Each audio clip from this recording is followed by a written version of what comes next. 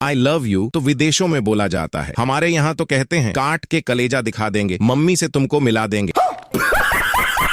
इंसान के चेहरे पर सबसे ज्यादा मासूमियत दुकानदार को फटा नोट देते वक्त होती है। सुनो, मैं तो दारू पीता भी नहीं हूँ और मैसेज आया है आपका पैक खत्म होने वाला है। क्या करूं मैं इसका?